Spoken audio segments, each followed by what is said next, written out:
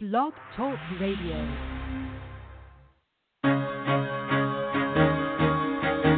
Carol the Coach. Sex, love, and relationships. We talk about it here. Carol the Coach.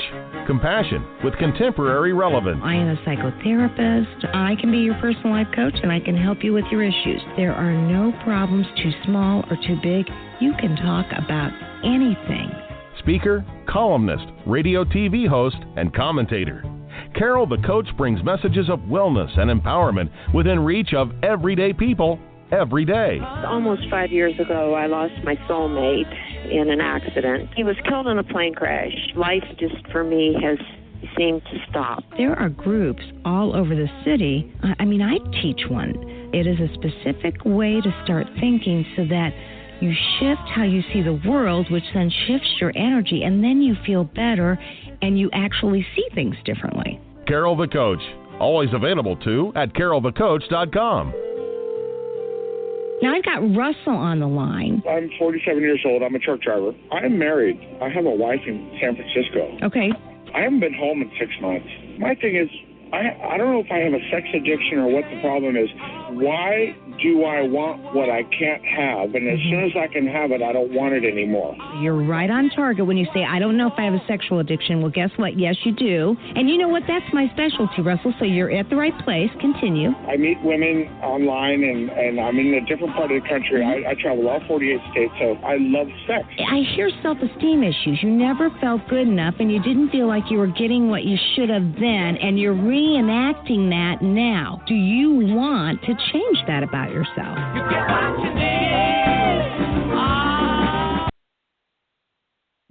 Oh, yes, of course Russell wants to. I mean, all sex addicts that are ready to give up their addiction want to improve their sense of self-esteem.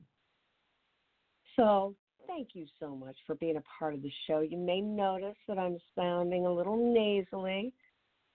You know, if my calamity last week wasn't bad enough, I made the mistake, or maybe I didn't, but I talked about having broken my L1, 2, and 3, and 4 ribs. And then the very next day, I get a sore throat that morphs into the worst cold ever, moving into laryngitis. Now, can you imagine me having laryngitis? And, of course, what am I doing? I'm presenting 3 days of training information with one other person in Cincinnati, Ohio, about 2 hours away from Indianapolis. I can't talk. You can barely hear me. And, of course, whenever you're feeling vulnerable and you're feeling less than, the first thing you need to do is share that with community. Share it with people that are going to understand, who won't judge, and it'll give you grace. So that's what I did. And I was working with a group of clinicians and coaches from APSATS, training them on the partner-sensitive model with one of my favorite people, Dr. Barbara Steffens, who wrote You're a Sexually Addicted Spouse with Marsha Means. And you know what? I plugged on through it. I don't know how I did, but I did. And then, of course, I got done with the training on Friday night. And yesterday my voice was more like this. Today it's been the same.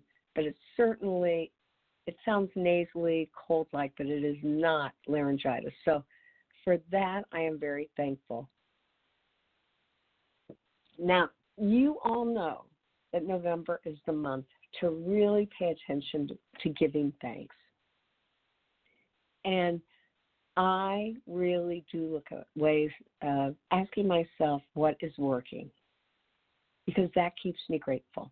When I think to myself, not what is not working, but what is working. Now, it's important for each and every one of you, whether you're a partner, whether you're an addict, whether you're an addict in good recovery, whether you're an addict who's listening for the first time because perhaps he or she is absolutely activated, not wanting to give the addiction up, but no longer wanting to live the life they've always lived. Even for you, it's important to say, hey, what is working in my life? It's not only a coping skill, but it's an incredible life skill. And I'm a big believer in it.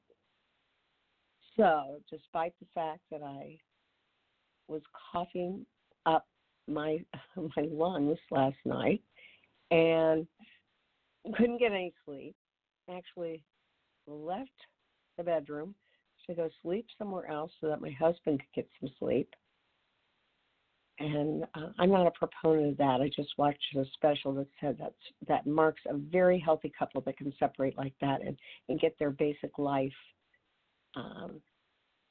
support, i.e. sleep. And I get that. But that's not how I want to do it, but I did it. And I'm glad I did because I got a better night's sleep not worrying about worrying him. Do you ever do that? You worry about what it would be like if your worst thought came true. You and I both know we allegedly have 60,000 to 80,000 thoughts a day, and most of them are the same thought every single day. And they usually have to do with, I'm not good enough, I'm not smart enough, I'm not attractive enough. And those thoughts don't move you into anything positive. So instead, you need to do what I call realistic affirmations. And as one addict said to me tonight, he's really been doing a lot of slipping and sliding. And he's done so much of it, he's activated his brain, and he doesn't really want to give it up. And he said, well, I just feel like such a failure. What's the use? And I said to him, as did several other people that he shared those thoughts with, you know what?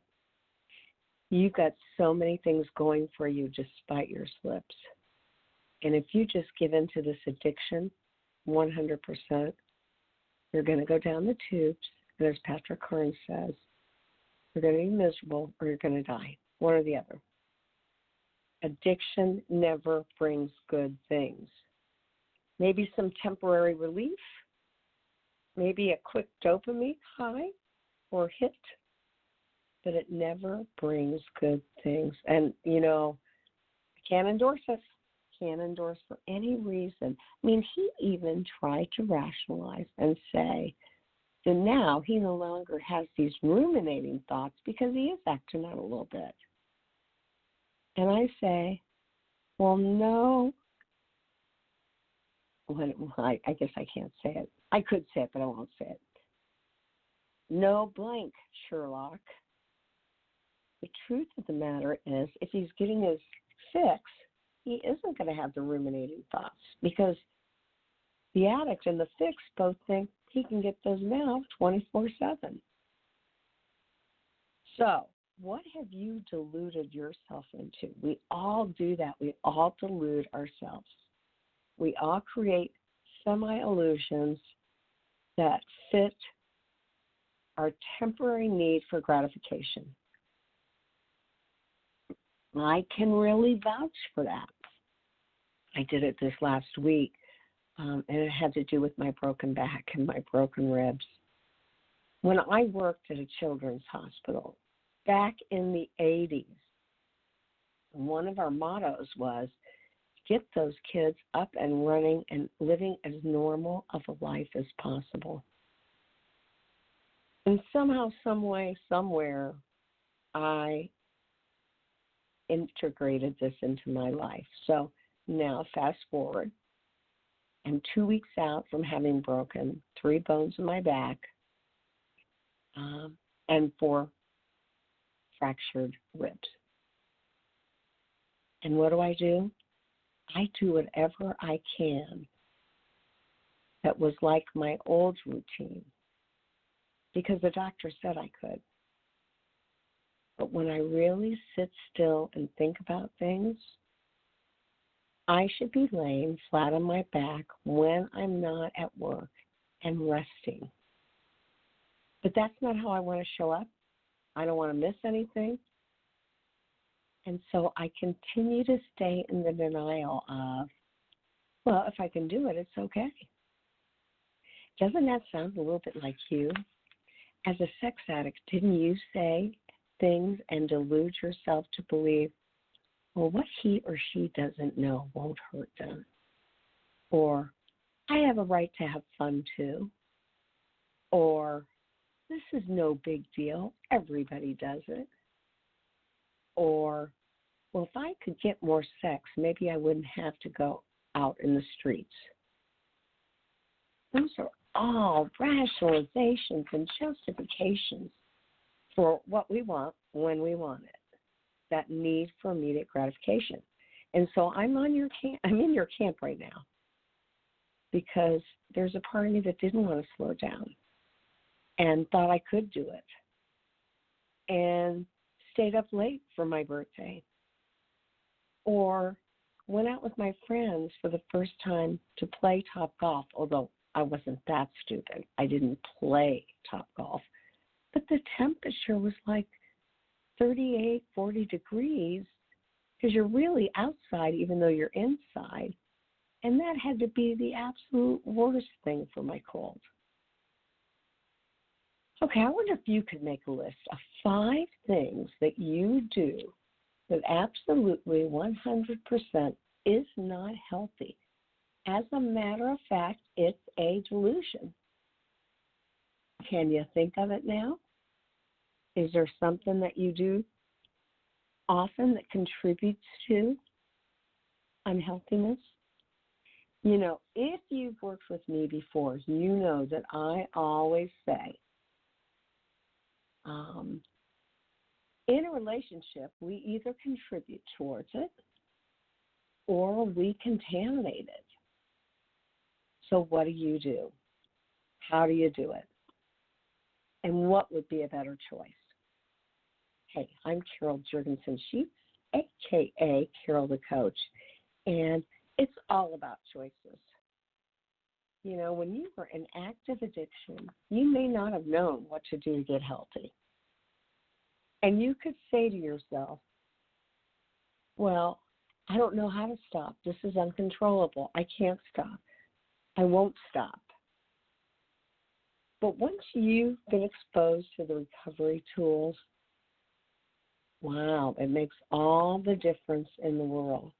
Because now you can no longer use the excuse that you didn't know what to do. Now, tonight, I am going to be talking to Teresa, and Teresa has an amazing story that she's going to share about what it was like for her to be married to a sex addict and what constituted the need for them to get a divorce and what coping skills did she use to get to that place and what did she learn about addiction and more importantly about herself. So Teresa, welcome to the Sex Help with Carol the Coach show. Yes. Hi, Carol. Thank you. Absolutely. Can you hear me okay? Yes. I know I have a nasty cold, and I'm not, yes. I can hear you just fine, Teresa. So okay. Tell me, and our listening audience, a little bit about your life. You start anywhere you want to start. Okay. Well, I have, I guess, now 2 children, first and second graders, and yeah, I'm a teacher, and I guess I'm just adapting to my new normal now as a single mom. So did you know about your ex-husband's addiction before you even married him? Well, I remember when we were engaged, we went shopping at one point, right a few months before we got married, and at a Christian bookstore, we had just gone, I think it was closing, and they had, good deals on the books. So we were like, hey, let's go in here to a Christian bookstore, and I remember him picking out a book, and it was, I don't remember the name, but it was a book on porn addiction.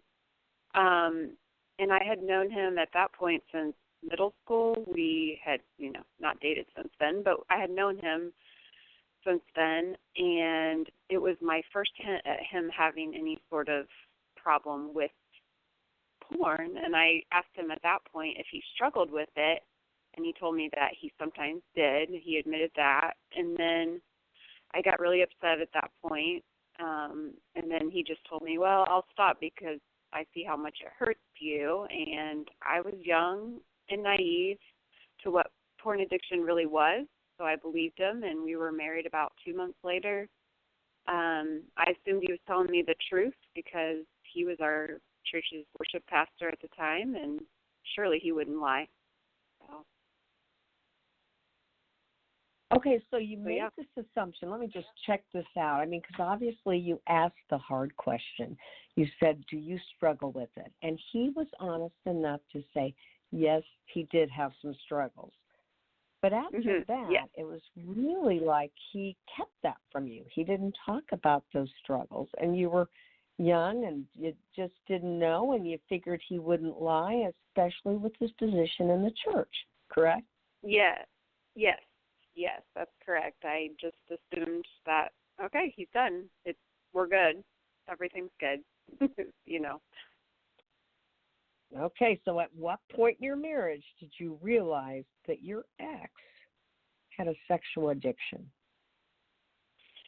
Well, it was about 3 years into our marriage, or almost 3 years into our marriage, and our son was about 6 months old at the time. And each night I would go upstairs, check on our son, and then head to bed. Always a little before my husband went to bed, I would go to bed. And so my now ex was still downstairs, and as I was trying to fall asleep, I just kept thinking, or I felt like something was telling me to sneak back downstairs. It was like I knew that I needed to sneak downstairs because I guess I thought I was going to catch him doing something. And then now I believe that God was leading me or prompting me to do this. So I slowly crept down our stairs at the time, and sure enough, I walked right into the room to find him using pornography. And all of my intuition before this moment had told me something was wrong in our marriage. And I guess things such as I would find inappropriate searches on Facebook, coworkers that he worked with, YouTube. There were various, just various searches on the internet, really. But for some reason, it all just came to me at that point that this was bigger than I had ever dreamed it was, and I was devastated. And at that point, I didn't eat much at all. I just wasn't hungry, and in just a few weeks, I lost 15 pounds and just became really unhealthy. Yeah, I bet you did. And so I'm going to ask you, obviously that was traumatic to see that he was really looking at things that he shouldn't have been. I've got two questions for you. One is, how did he handle being discovered? What was his response? At that time, at that point, he was just very apologetic at first, and continued to be apologetic for most of, I guess, for that night until I think it was maybe the next night or next day, not like pretty soon after that when I wanted to have more of a conversation, it was quickly shut down as all guys have this issue and it's not that big of a deal, and he started to minimize it pretty quickly. I can't exactly remember, but it was definitely pretty quickly, maybe the next day, that, the remorse did not last, or the fake, repentance or fake remorse was not lasting. It was just, it was just to appease me for that night, I felt like, and then the next night I was like, oh, well, I guess he's not really, I started to feel like, oh, he's not really sorry. Okay, so there you are, and he seems very remorseful, but it lasted less than 24 hours. And that had to be incredibly scary. Oh, yeah. Yeah. Yeah. Because you had to wonder, who did you marry? You know, who is this guy? Exactly. Okay, so that's how. Yeah. Then my second question is, or was, did it end up reflecting badly on you? Did you at some point after discovery think, what's wrong with me? Aren't I enough? I'm not good enough? You know, those kind of self-doubt questions. Oh, yes. Yes. I remember, tons of thoughts just filled my head. And, very soon after, I was comparing myself to other women and thinking, you know, what do I not have that they don't have? And, you know, what could I have, you know, and I brought it on myself, like, do I need to lose weight? And of course it was like 6 months after I had my son, and so of course I was already struggling with body image and you know, just having that extra weight anyways and so it was a struggle for sure. Just I brought a lot of it on myself at that point. So yeah, you did, Teresa. And at the same time, you didn't know what else to think. I mean, sex addiction isn't easily talked about, and that's what we're doing tonight is we're talking about it so listeners can understand from a partner's point of view how that affected her. And also, if it's partners that are listening to the show, they can know they're not alone. So I'm going to ask you, what did you do to cope with living with the sex addict at that time when he was in denial and he was justifying and he was minimizing and rationalizing? Yeah, I quickly began to attend a group that I don't know how I heard about it. It was not even the church that I was attending. I believe someone from the church I was attending, actually, I think that's what it was, recommended a group for women who had been betrayed or who had either spouses or significant others with sexual integrity problems, I think is how they worded it, or sexual integrity issues, I believe. And it was just a very small group of women who met every week, and we would go through either, I think there were even some maybe Patrick Carnes books and just various books that were well known, I think, on the topic, and for partners though, or for women that had been betrayed. And we just sometimes we didn't go over the book if there was a need, you know, if someone wanted to talk about what had been going on or what was in their heads or just what they were struggling with. And it just became a lifeline, that group, for like the first part of, you know, after, I guess, D-Day or whatever. I'm not sure what to call it, Discovery Day, I guess. That group was initially just a lifeline for me. And then I really dove into starting to read books on I like to have knowledge. Knowledge is power, I guess, for me. And I'm a reader. And so I read a book, Lori Hall, An Affair of the Mind. I remember reading that, and that was very helpful. And then some of Patrick Carnes' books, or one of his books at least, I can't remember, but just to understand, like, what is this struggle and how, you know, just am I going crazy? I guess I said I was making sense of the crazy because I felt like I was spinning and just I felt, you know, I felt like my ex at the time was making me feel like I was crazy. And I also attended a workshop by New Life, and Sherry Keffer was a leader in that at the time. And it was also for women who were betrayed. And that was, I'm still in contact with at least one of the ladies that was there. It was just a workshop to understand the struggle and to understand what it was, you know, what it meant to be betrayed. And Well, and you sought out some of the best. Obviously, Patrick Carnes is the guru of sexual addiction, and you probably read his Out of the Shadows, which is one of his classics. His daughter, of course, wrote Mending the Shattered Heart, which was about partners. And I think I read that one too, yes. Yeah, and I love that you read An Affair of the Mind, because that's Lori Hall, who is here in Indianapolis, believe it or not. And really? She is the president of an organization that's partner sensitive called APSAT. So Lori replaced Dr. Barbara Steffens, who wrote Your Sexually Addicted Spouse. Oh, okay. Wow.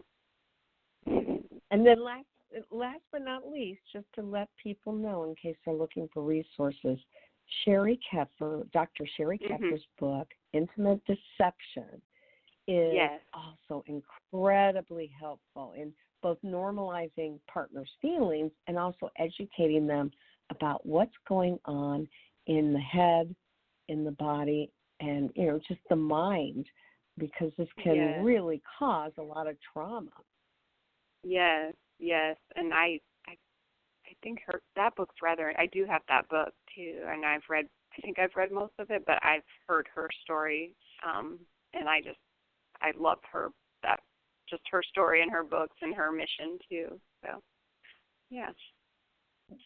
Well, absolutely, and obviously you were given some bad advice too. I mean, I know that we talked, and you had said that, Teresa, some people within the church said, go back to him and be there for him. And I mean, they really weren't taking your feelings into account. They really felt like you must not have been loving enough or showed him enough affection. Somehow this thing was turned against you. Yes. I went to personal counseling for myself, and I required or asked for my husband at the time to attend couples counseling quite a few times, but we went to multiple counselors, and there were a few that were okay, but most were not helpful. And during some of the sessions, it was, or most of the sessions, it seemed like my ex somehow would turn it on me somehow, like I wasn't loving enough or wasn't showing him affection the way he wanted, and just basically I made him vulnerable to these things. And so many of the counselors would just be like, submit to him more, the biblical, like, submission or whatever, or respect him more, like the Love and Respect book was recommended. I don't even know how many times, and I'm sorry if probably shouldn't say specific books, but just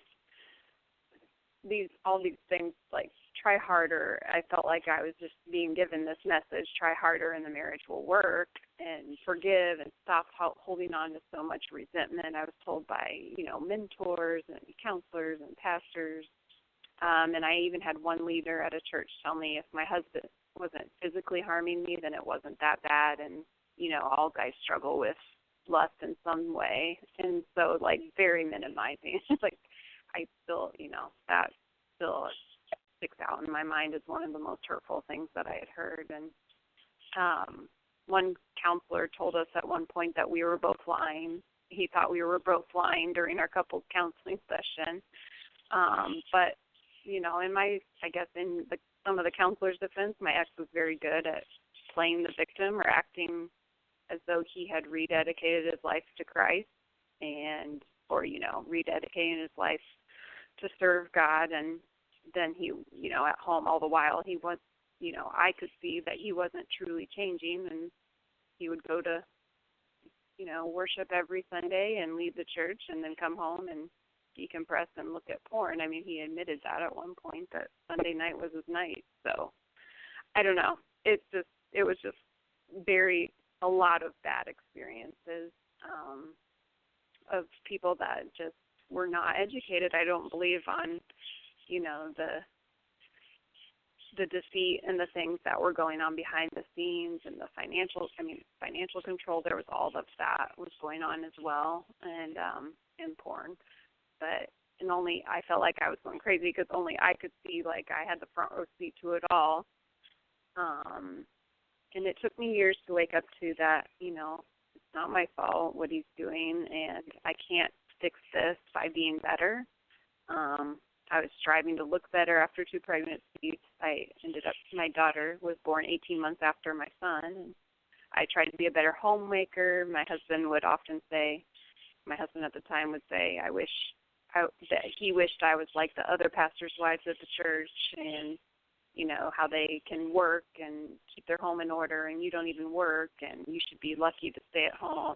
All those things was what I would hear, and so I'd try to make the home look nicer, and I kept going to counseling and reading every book in the world that I could think of that was to do with marriage or sex addiction and all of the above. And so I did do a lot of personal growth, but all of that striving did not fix the marriage, and it took me a while to realize that it wasn't going to. So you worked really, really hard on yourself, and you were hoping that it would have positive effects on the marriage. And I get that, because I tell people, just in normal situations, it really only takes one person to change a relationship. And right. In normal situations, that's absolutely true. However, you weren't fighting just one person. You were fighting a person who is in active addiction. And nobody can fight that addiction if the person with the addiction isn't willing to come totally and 100% honest. So I kind of want to fast forward about 6 years from D-Day to last summer or fall, because those months were really pivotal for you. Tell our listening audience, how did you get from wondering what was going on in your marriage to divorced this past August? Yes, it's been, a lot has happened in a year. So I guess it was a little over a year. Last summer it was around the end of the summer. I felt like I was at the end of my rope. My health was not doing well. I was starting to lose weight and not sleeping well again, like I had in the past when I really struggle. I tend to not eat as well and sleep as well. And so I also at this time was continuing to catch off and on.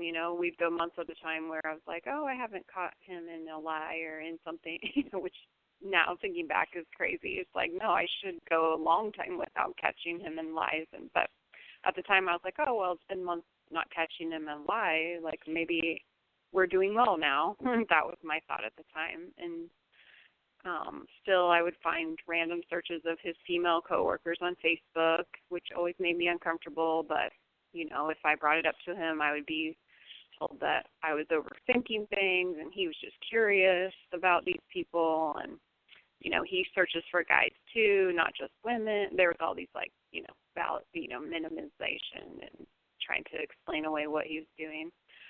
And then also last summer I caught him smoking pot in our garage.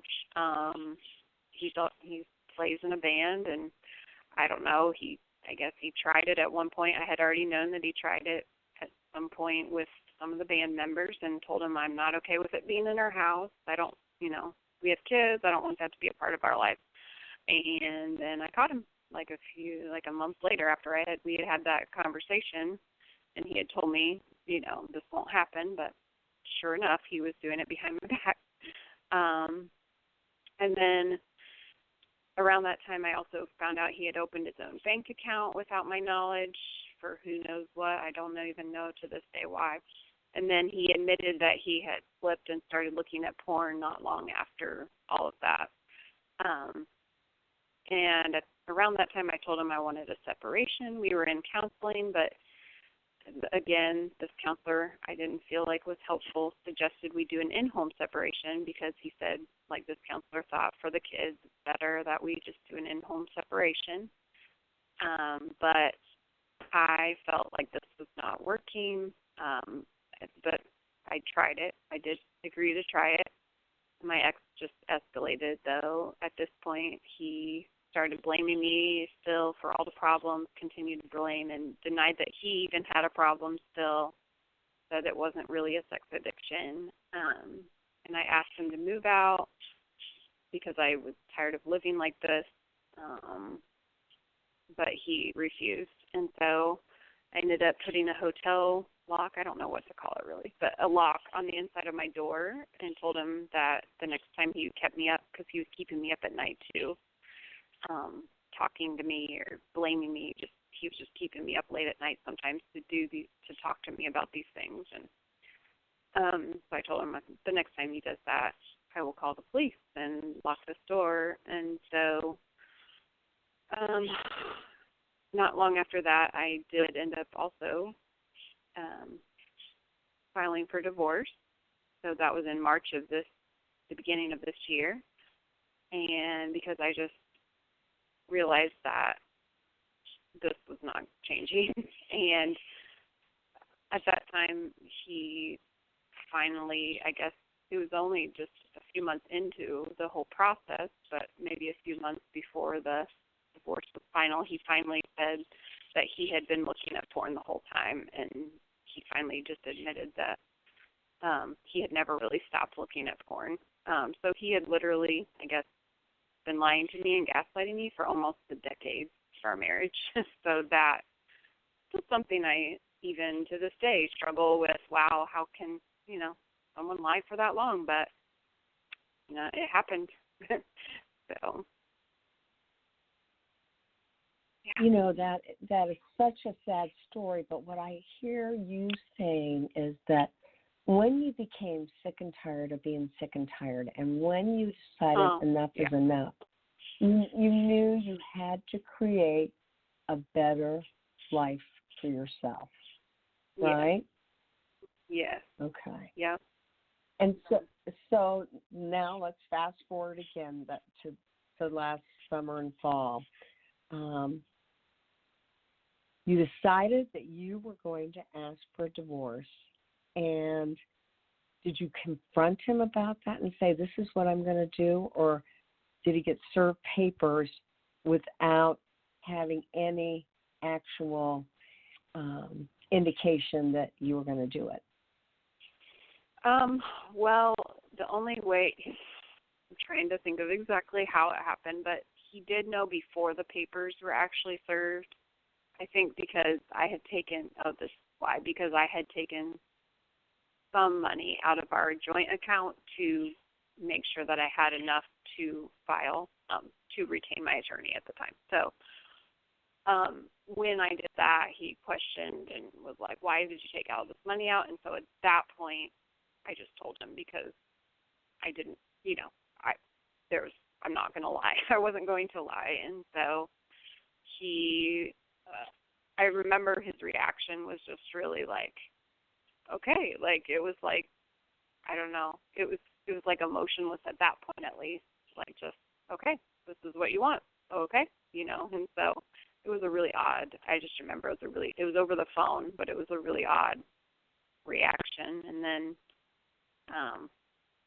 after that, he kind of was just like, oh, I'll try and I'll change. And but that's the thing is, like, he vacillated, and so he would go from it's all your fault to, oh, but I'm going to try, and let's try now. And towards I guess when it was really getting real towards, when August is when it was finalized, past August is when he started to be like, oh, now I'm ready to change. And I was just like, I'm sorry, but I'm done at this point. I don't believe you. I don't believe a word you say. And so it was just, I was done at that point. So. Well, and I get that, and certainly that's what I meant about being sick and tired of being sick and tired, or when enough is enough. So I'm going to ask you, how are you doing in terms of current day today, because we're getting ready to move into the holidays, and there's always a transition. It is always difficult to separate and divorce. So Yes. how are you finding healing for yourself? Well, first of all, I'm so grateful I found you. I know you walked me through some of the toughest part of this journey.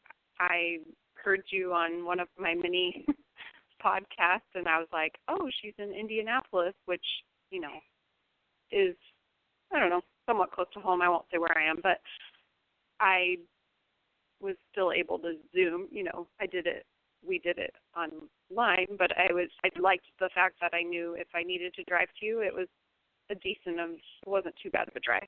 So, and I had heard you, and I just knew you could help me, and I'm so grateful that we had quite a few sessions when I was so depressed, and it was actually last winter when actually all of this was starting, you know, before we even separate, or when we started the separation and then the divorce. But, you know, that was I just needed that direction that you gave me to, you know, I don't know, just to talk through everything and realize, like, you know, my life, even though it's changing, it's not over, and there are things that I can do, medication and some natural healing that I've done to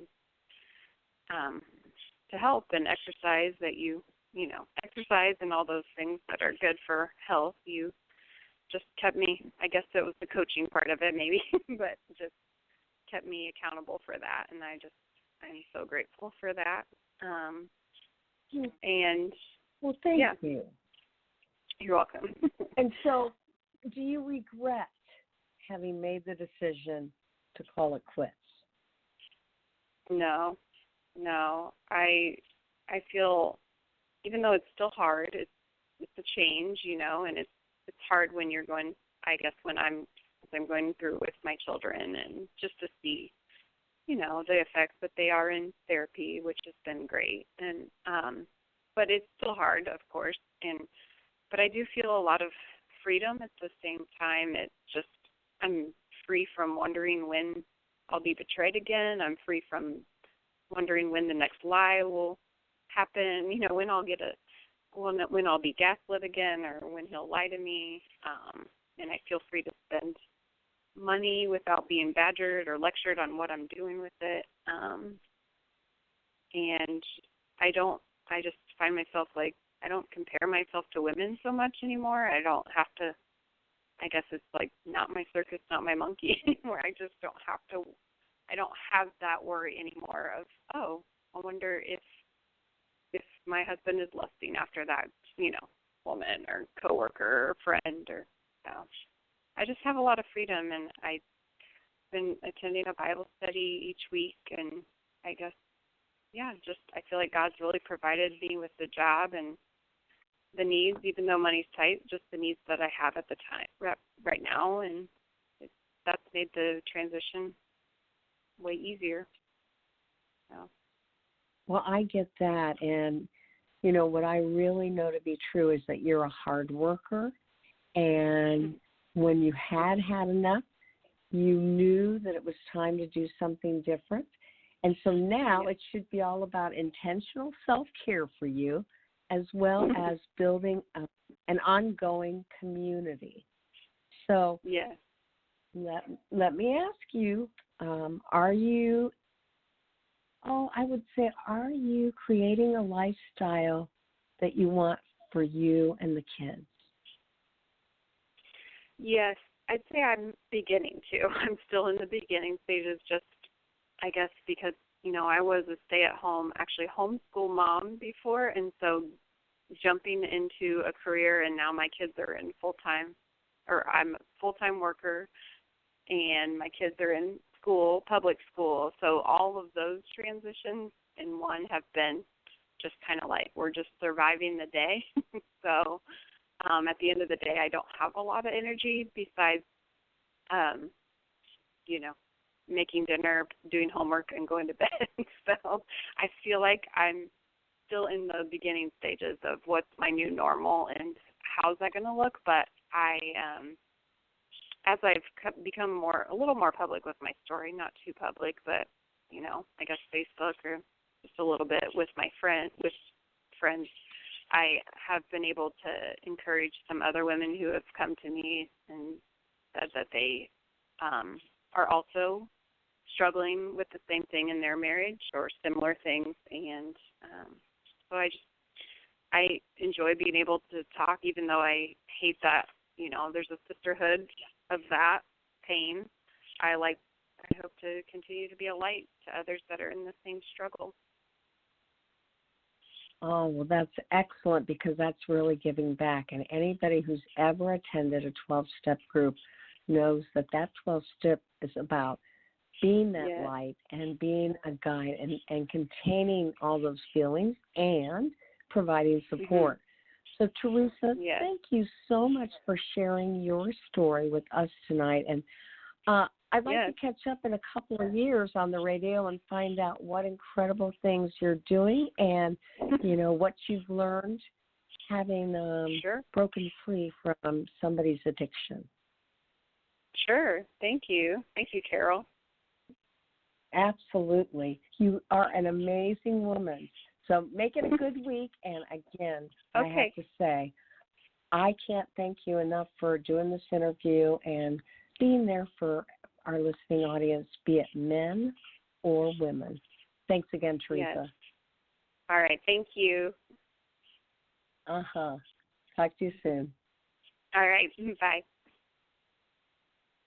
Okay, so that's a partner who's been through it and didn't make it. We always try to keep couples together, but it is not always in the best interest of somebody to stay with an addict who is lying or gaslighting or just not coming clean, not ready to come clean yet.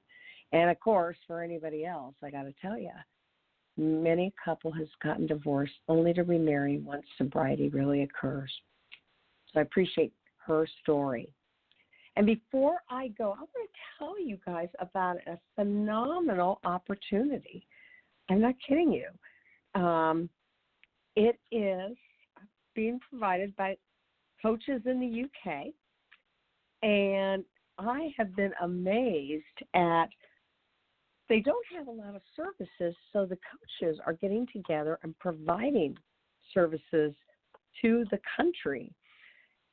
Richard B., who is a recovering addict, contacted me and said, he said, Carol, we want to use Help Her Heal here in the UK to start a workbook group, a 16-week workbook group.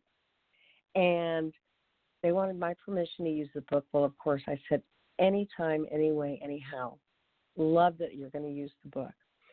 So this group is going to start on the 19th of November, November 19th.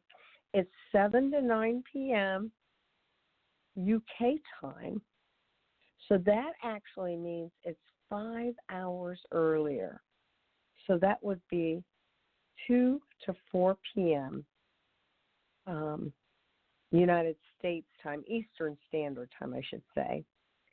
And the participants are going to work through the book, do the exercises, share thoughts and experiences, and learn how to help their partners heal. And Richard wanted me to extend this invitation to you.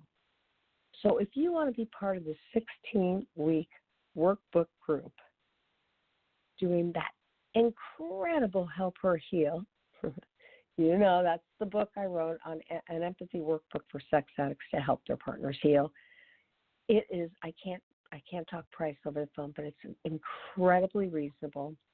And all you have to do for more information is go to www.nakedtruthrecovery.com and then /workbook-groups.